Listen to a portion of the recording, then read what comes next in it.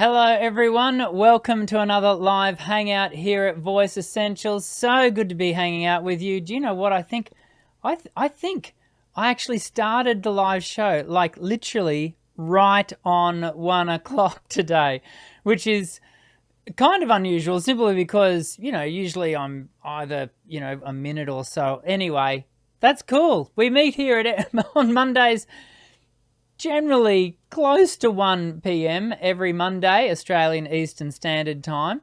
And it's so good to have you hanging out with us live. Of course, if you're watching today as a replay, as so many of you do, it's good to be hanging out with you also. I hope you enjoy the show. Today's show, a Q&A. We're going to be hopefully grabbing your questions, and I'm going to do my best to answer your voice/singing related questions. And I'm hoping that we can create some really great discussion around that. Next week we have a special guest. We have the most amazing guests here on the show. We've been doing this for years, and I am selective in who I invite onto the show. And next week we are going to be graced by John Henny. John, for those of you who don't know, he runs the Intelligent Singer podcast, Intelligent Vocalist. I think it's called the Intelligent Vocalist podcast, which I think I might be on this week. We recorded it a number of weeks ago. But anyway, John is coming on to this show next week, and we're going to be talking about developing tone and resonance, and it's actually your tone and your resonance that go so far towards developing your unique sound, your unique signature as a singer. And so you are not going to want to miss next week's show. I know that John is particularly passionate about this area of voice instruction, and so I want to encourage you to come onto the show. Last week we had my very, very, very good friend Jeffrey Ashenden on, and we covered a lot of ground in last week's show. So if you missed it, perhaps if you've got some time after this week's Q&A, jump on and have a watch, because it was a great chat. And I'd love you to meet Jeffrey. He's just an amazing human being, an amazing singing teacher, and I did share as a part of that show, and I stand by this comment. If I were in need of some singing lessons to prepare for a professional show that I had coming up, if I was to be looking for a singing teacher for myself right now, because I can't teach myself, Jeffrey would be the man I would go to. That is how highly I regard Jeffrey. And so anyway, grab a look at that show from last week. Hey, I just want to let you know, and I'm conducting a little bit of a poll, as you can see, is it that? Oh, I got it right. It's that direction. You can see I'm conducting a little bit of a poll, just kind of reminding you about the pre-launch of the Dr. Dan's Singer's Starting Guide, and just asking how many of you have been able to enroll in the pre-launch special. So had quite a few of you votes.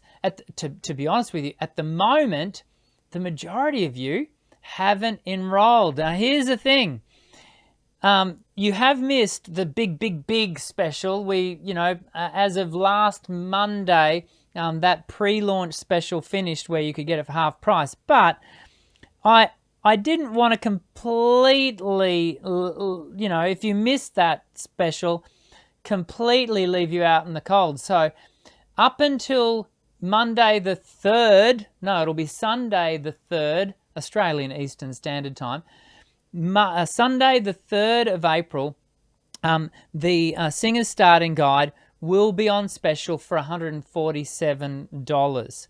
So it's still $50 off, and you can grab it up until then, and then when it goes live, Monday the 4th of April, you'll have full access to it. I continue. I've been sharing how excited I am to get this course to you. Well, I got the first of the 2 e-booklets In fact, I've just uploaded them before I come on to the show into the course today. This is a 16-page e-booklet that you get. It's actually as a part of module 2. There's going to be another 14, 15, 16-page booklet for module 3, and there seriously, there is so much information that I'm sharing with you in this course. I think some of you will feel like you got a real bargain, even at full price. But at the $97 or the $147 if you grab it now for the next couple of weeks, I've really pressed it down and got as much information into this course as I possibly can for you. We cover the ideology of singing. What is it? We look at vocal anatomy. And there's, as you know, if you've been watching this show for any length of time, there's a lot to know about vocal anatomy. Voice care. How do you look after your voice? Now, if you've been watching my channel for any length of time, I'm very passionate about voice care, and we've done a number of videos about it. Well, this course, I pour it all into this course. Like there is, because you're paying some dollars for it, it's all in there. Then we talk about aesthetic versus function, and we'll cover a bit of that next week when we have John on the show, when we talk about resonance and tone. We really deep dive into that as a part of the course, and then we also look at vocal warm-ups and how to prepare your voice well, and how to recover your voice well when you're singing. So don't miss out on the savings. If you're intending on grabbing a copy, then make sure you grab your copy or your pre-launch thing. Just making sure that this is not Linda trying to contact me. Nope. Okay, so let's, I'm just going to, so quite a few of you have grabbed the course and quite a few of you haven't. I'll take this away just so we'll end that poll, but make sure, and thanks for letting me know where you're up to with all of that. I'm going to end that. I will. I wonder what, do you know what? I've never used the poll function as a part of the YouTube thing. So there we go. Here's the poll. Oh, so it puts the answers up there. Okay. So what have we got? 60% of you haven't grabbed it yet. Make sure you grab your copy, and that'll be a lot of fun. We've got some questions up here. As I said, today we're going to dedicate ourselves to the Q&A. So if you've got questions, I've got a few answers, and I'm very much looking forward to answering those for you today. So let's get into this.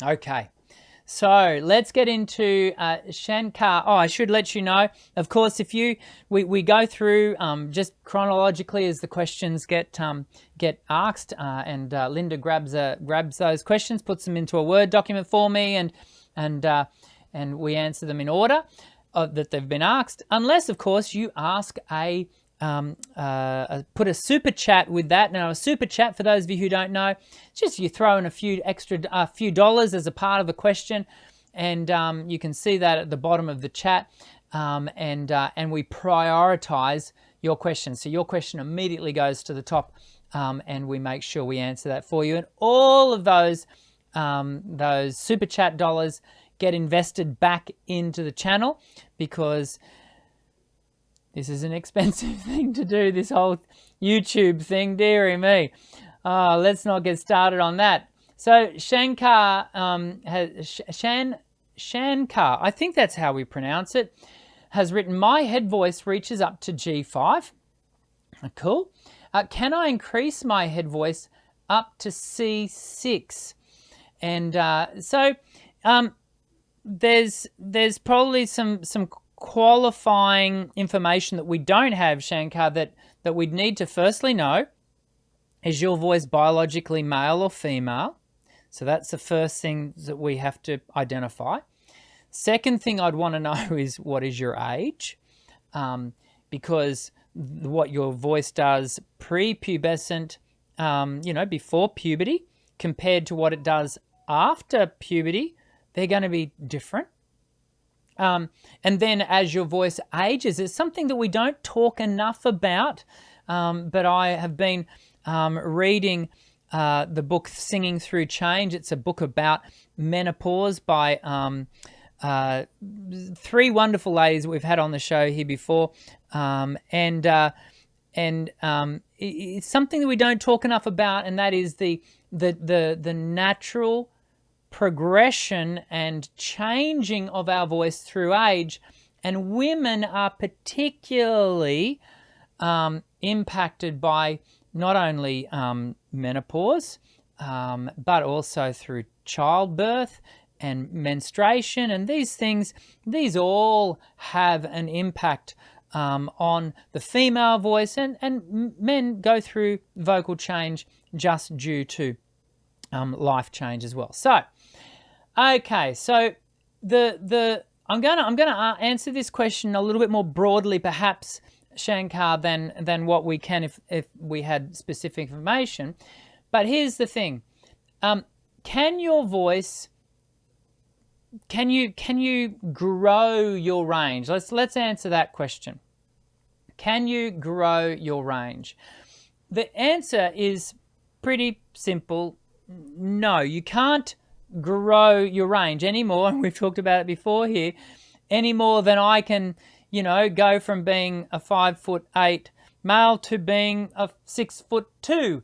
I am what I am anatomically, and so we have to acknowledge that what our DNA gives us is, and we're not talking transgender voice here. We're just talking about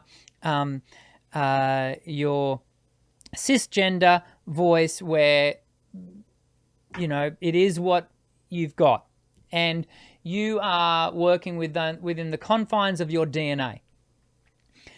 Well, what technique does, and we talk about this in the Singer Starting Guide, what technique does is it empowers you to explore the full range of your voice. Now, I was talking with a student only at the end of last week, and we were talking, I gave them this illustration. A way to think about your voice is as a multi-storied building. I find that a lot of students, when they first start singing lessons, tend to spend a lot of their time living on the first floor, not the basement. The basement is an area we might refer to that as the pulse register in the Thurman and Welch model, but just the first floor, the ground level, if you will. And that's where they spend all of their time. You might refer to that as your chest voice. But actually, there are another two, and for some, a third level that sit above that in the building of your voice. And so learning to sing, developing technique, gives you the key to unlock the doorway to the stairwell, which we might refer to as the transition of your voice, gives us the key to unlock that doorway so that we can access the next story, or the next stories, the next levels in your voice. And it's a funny thing, because when we first starting to learn singing, and we start to enter into those levels that we've never perhaps been in before, they can be a little bit scary, because maybe they're all closed up, and the curtains are drawn and or are closed, and so it's a bit dark and a bit scary to be up there. But as we start to live in that space, as we start to open it up and let some air in, we start to experience a more familiarity with that space. And so too it is that when we go up to the next level, up into our falsetto, or flute for women. And that's almost like, you know, starting to work in the attic, and you know, learning to habitate the attic space of your voice. There is another level even above that for some singers, called whistle tone, but just working with the majority of us where we access that attic, that falsetto area, it takes time to really habitate that space and become comfortable in that whole space, so that your voice as a total building, you can really live in that space. And that's when you start to really take a hold of the full property of your voice. So I don't know if that's helpful for you to have a think about, Shankar, and think about your voice in that way, because yes, it's good that your voice can go to G5. In fact, that's a pretty pretty positive range. But whether we can, we certainly can't extend your range. We can't add notes to your range. But what we can do is have you discover levels of your building that perhaps you've never explored before. And that's what good technique does. Evo is one of our serial super chatters. Thank you, Evo, for the dollars that goes back into the channel. Evo has asked here, do we need to be focused on keeping our larynx low? However, we do that during most types of singing. In contemporary vocal, no. And so in classical, the classical discipline of singing, the ability to impose or lower the larynx is something that classical singing teachers, in fact, my good mate Jeffrey last week referred to that as a part of the show, but he's a classical singing teacher, and so the way he is encouraging the development of resonance in keeping with that classical outcome, that's why we go looking for that lowered larynx. It creates a longer vocal tract, and it implicates a tonal quality that is more in keeping with with classical. For contemporary vocal, however, we don't generally look for a lowered larynx. More often than not, we're looking for a neutral larynx, where there is freedom for the larynx at times to be heightened, and we'll generally see a heightened larynx in things like belt, some twang perhaps as the twang travels up into the upper registers, the upper levels of your voice. But here's the thing: certainly we never want to be in a position where we have a habitually lifted larynx, larynx that wants to constantly stay high. But even in classical voice, they're not looking for a habitually pushed down or lowered larynx either.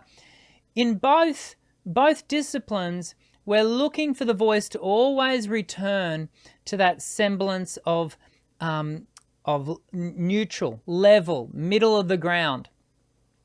And when we are working with our laryngeal position, what empowers that return constantly is good tension management, in team with good breath management. And so working the voice in this, particular way is really important in learning to not overdrive pressure and not, create tension in the neck.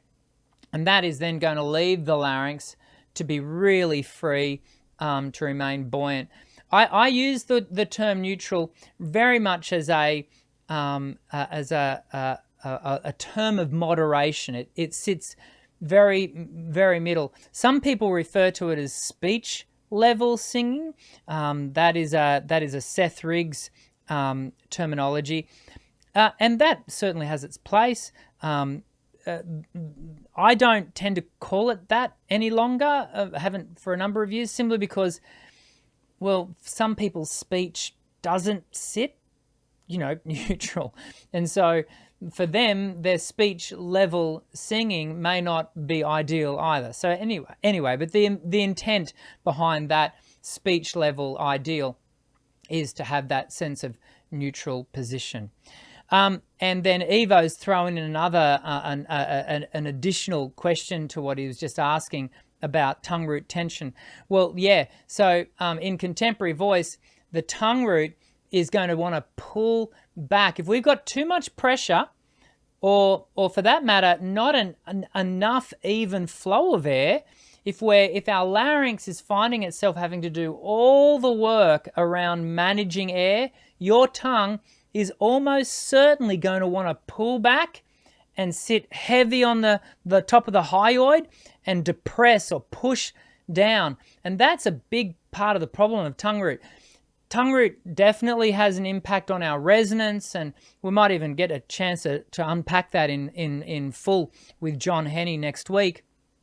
Just be mindful that tongue root tension is more often than not brought about via poor breath management and in turn poor tension management.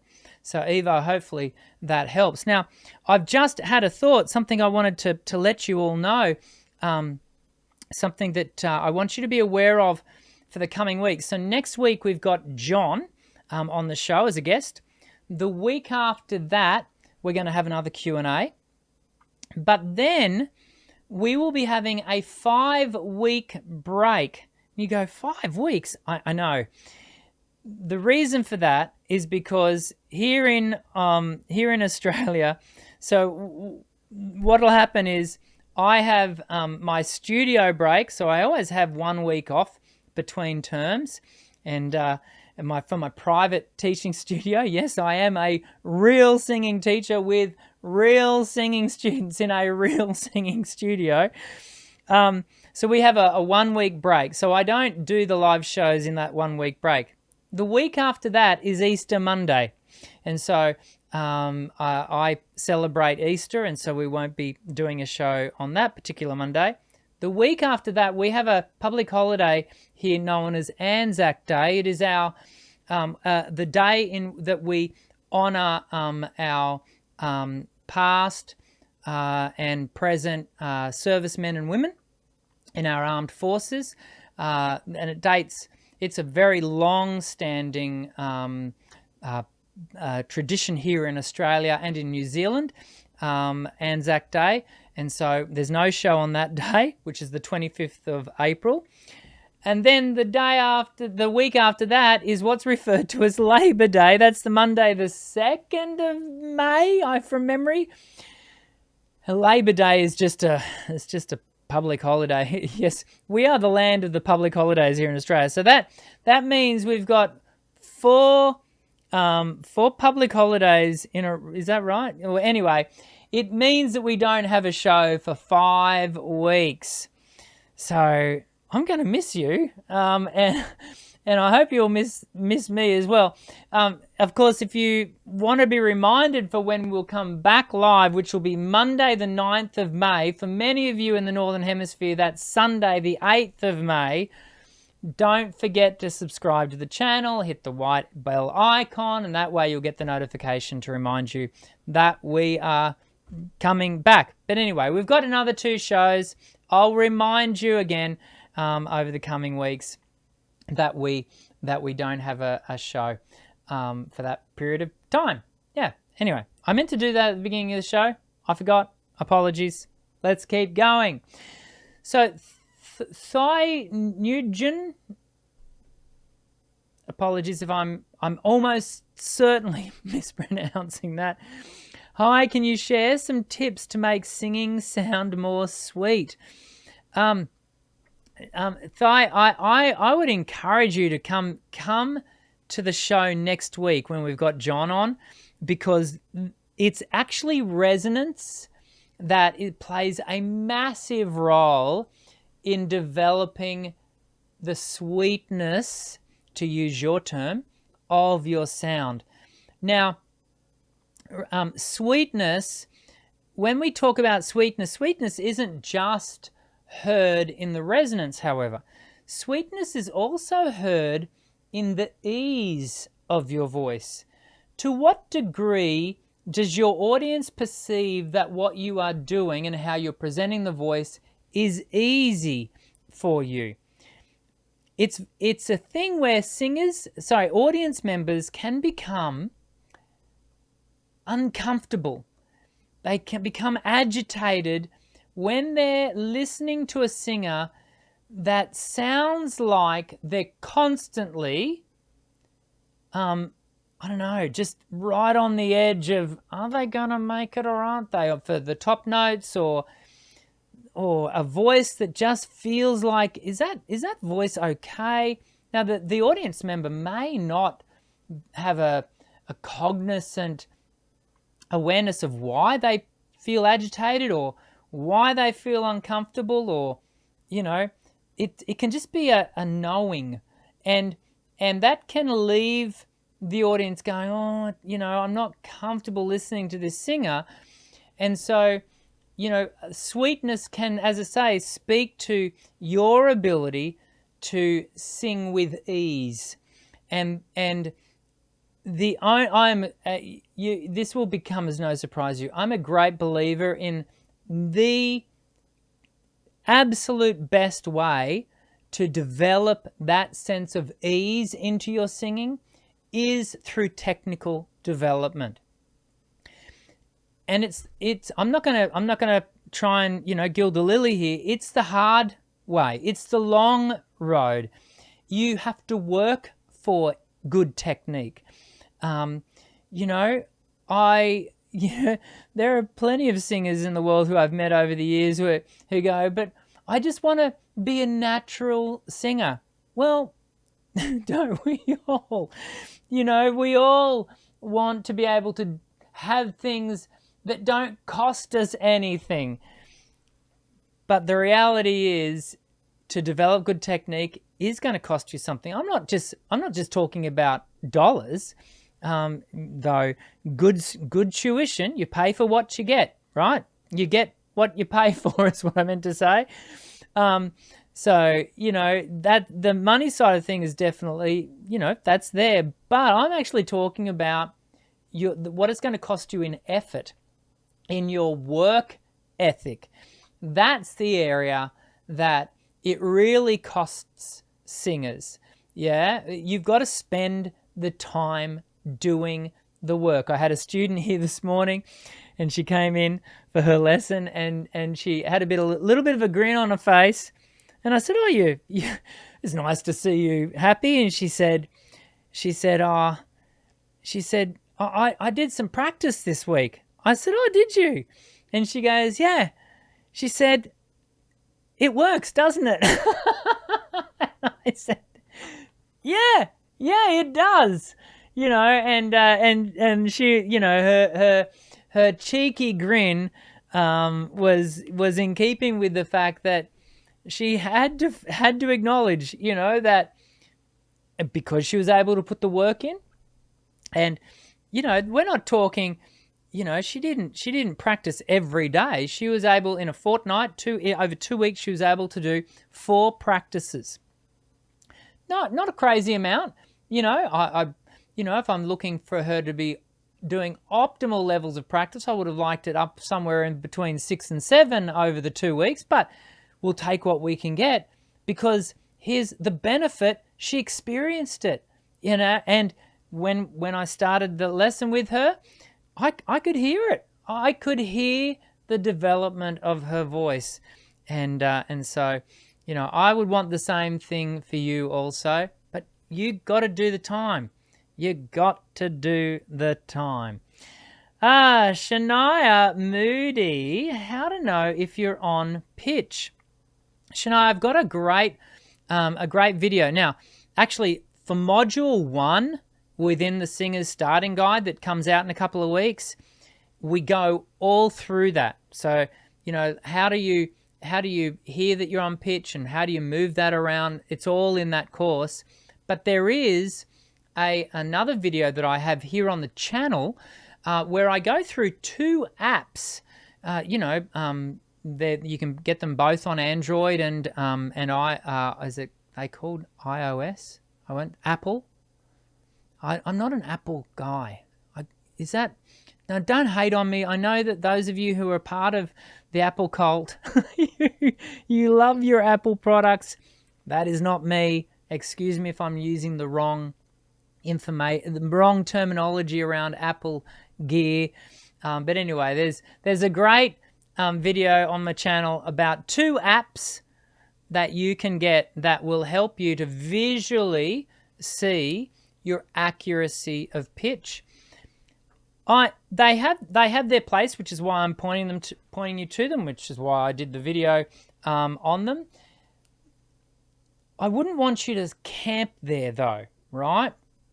In so much as with the apps, the way we go about, without good technique, what happens is it's a bit like putting training wheels onto your voice. Training wheels empower the more often than not, the child to sit on their bike and to remain upright.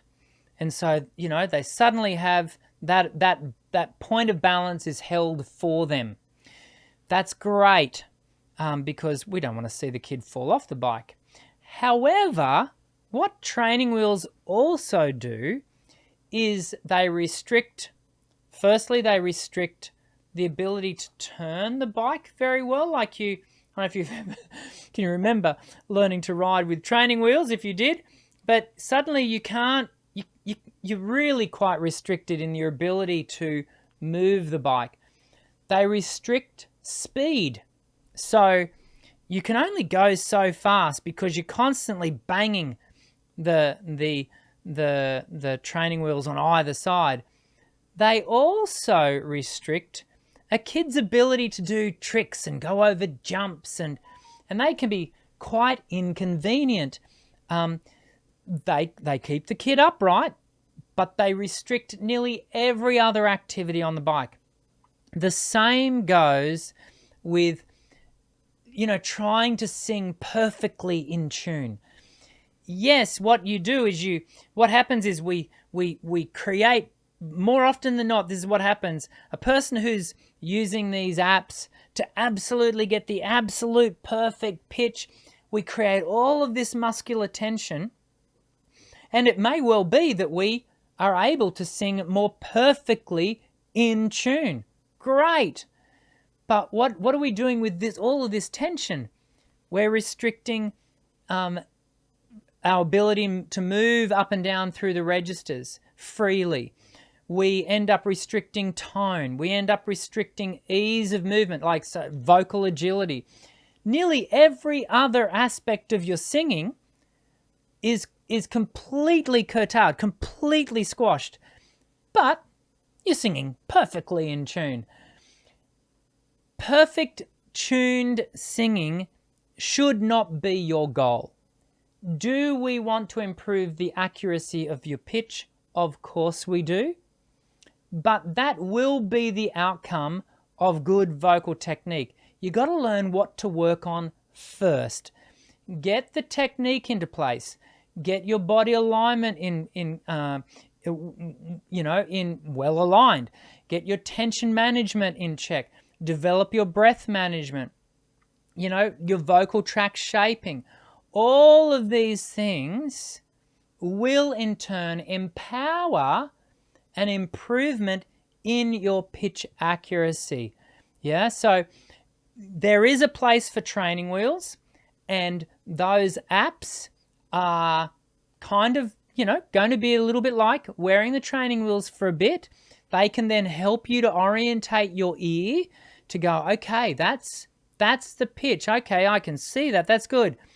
But do not stay there. You must move on. You must take the training wheels off and never put them on again. Yeah, because if the kid takes the training wheels off, and rides around for a few days without them on, this is great, but I think I want to put the training wheels back on. You'd go, no, we're done with those now. We're going to put those away probably into the cupboard to never see the light of day again. The same goes with your pitch accuracy. Move into the higher level skills of your singing, and that will be a positive thing for you. Anna, I've got a chat down, a comment down here from the Rusty Randoms, saying thanks for producing useful content. It's been very helpful. You're more than welcome, Rusty Randoms. I'm glad that you find the content helpful. Anna has asked, sometimes I have to lower the key. Does that make me a failure? I'm an alto and I'm a Cher impersonator, so I sing songs in the style of Cher. Firstly, it's in the modern age, it's probably hard to find a lower singer in the sort of the pop genre than Cher. She's fabulously low. And no, it does not make you a failure. Actually, it just makes you a smart singer. And, you know, you have to work with as we were talking before earlier in the show, we have to work within the biological framework of our instrument.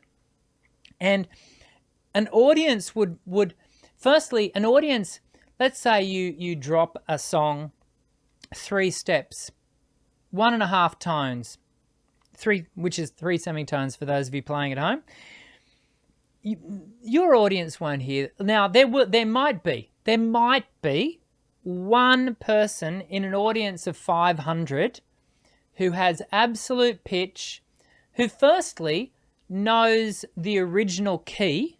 Firstly, they've got to know what the song was originally in, and secondly, to then detect with absolute pitch, detect that you're singing at 3 semitones down.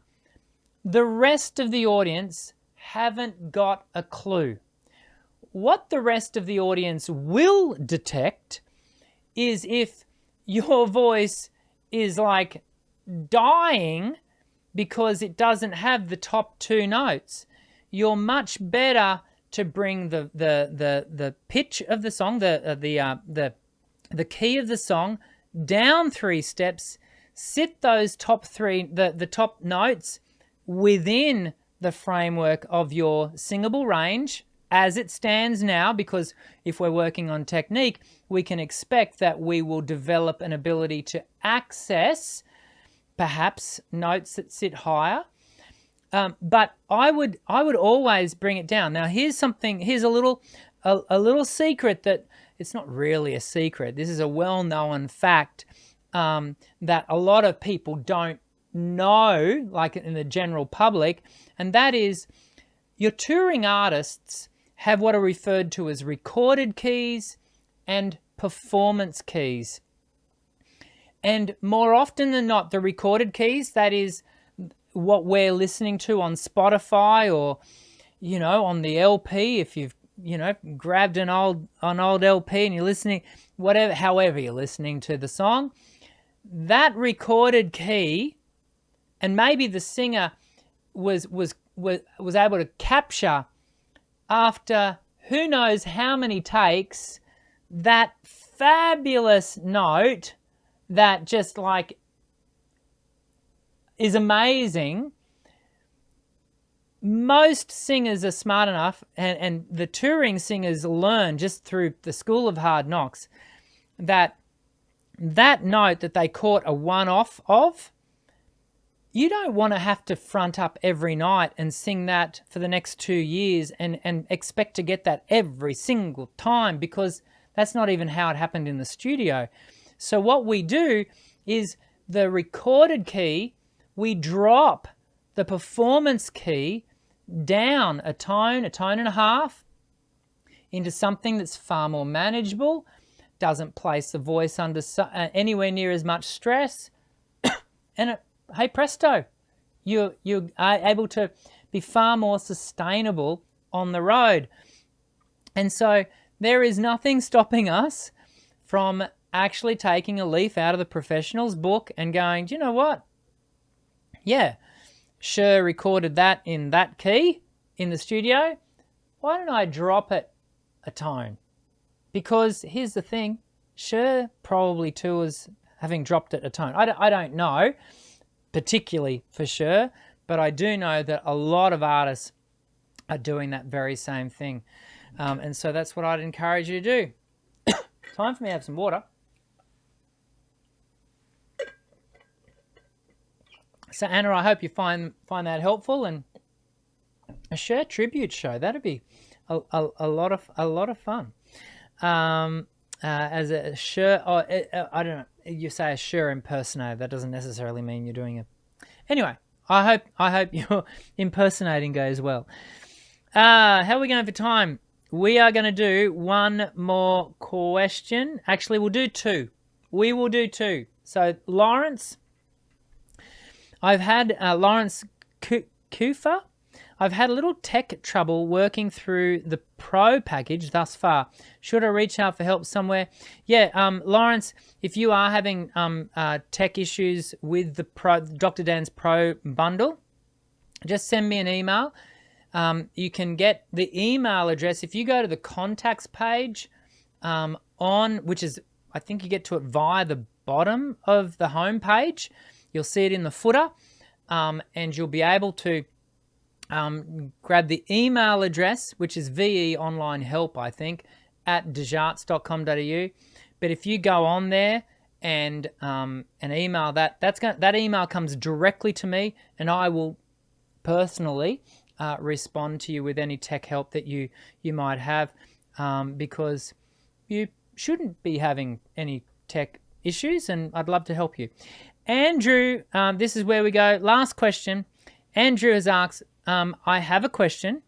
How can I start to become an online vocal coach and do it for a living? I love singing, but I also like to teach. How can I start my teaching journey? Thank you. Okay. So here's the thing, Andrew. What you need to do, and this, you could start today. Honestly, you can sign up to YouTube, make a channel, and start sharing content right now. You can do that. If you choose to do it that way, you are going to join what is a very big group. There's thousands of them out there doing this, and you will ultimately be sharing your own lived experience, which may not be accurate. Now, it may be, because I don't know you, Andrew. So I'm not speaking to the quality of how you teach or what you teach, other than the biggest challenge facing myself, I can tell you, is constantly working towards delivering information to the best of my ability that is accurate and does not fall foul of inaccuracy by virtue of the fact that I'm constantly looking to make what is very complex information accessible and understandable to your everyday singer. And you'd think that would be easy. In fact, I was naive enough when I first started doing this back in 2013, when I first started doing videos on YouTube. It might have been 14. Anyway, it was a long time ago. Got over 600 videos on the channel now. I was naive enough to think, how hard can it be? Andrew, it's very hard. It's not easy. I have a doctorate in this. Have a look over here. I don't know if I can show you.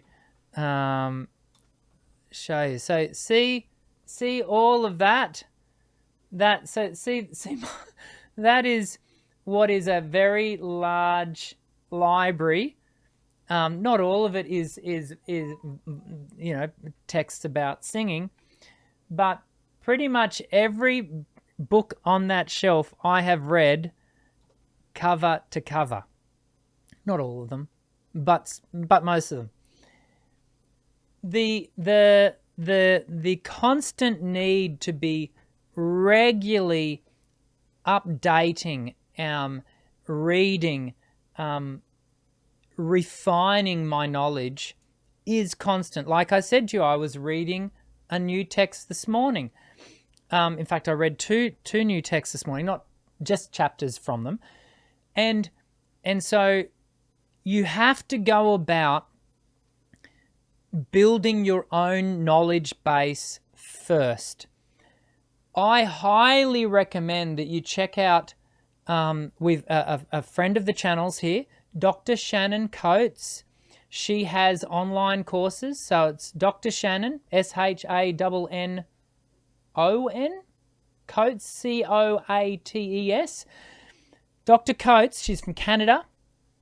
Fabulous singing teacher and has courses designed for singing teachers.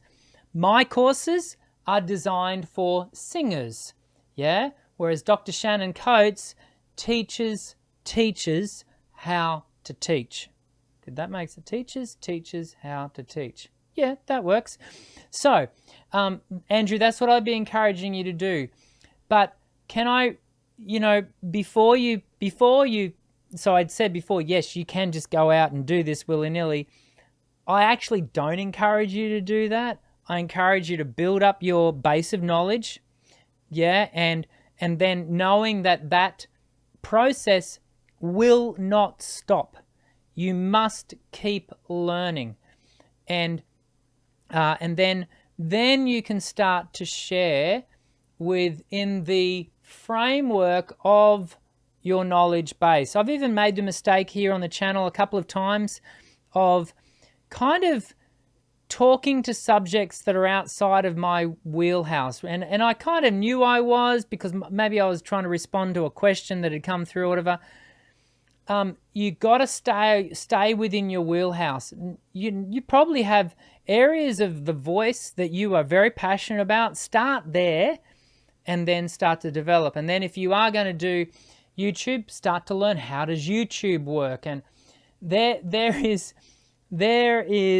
a lot to this, and get ready also to spend some dollars, because as I've said many times here on the channel, this is not a cheap thing to do. It's a worthwhile venture, and it can form a very powerful part of a business model if that's what you want to do. But there are a lot of people who do try to do this and find very quickly that it's not an easy thing to do. And that doesn't mean that they're not good singing teachers. It does not mean that at all. Often it's got nothing to do with the quality of their instruction. More often than not, it's just got to do with the fact that this YouTube thing's, it's challenging. So there you go. I hope that's helpful, and I hope you've found it, encouraging, but also there's a word of caution in there for you as well. Okay, I think we're going to call it a day. I've loved hanging out with you. Next week, we've got our special guest, John Henny, is joining us. Make sure you chime in, because John is great, and make sure you can even, go and check out his Intelligent Vocalist podcast. Just type in Intelligent Vocalist podcast or John Henny podcast, and you'll find it if you do a search online.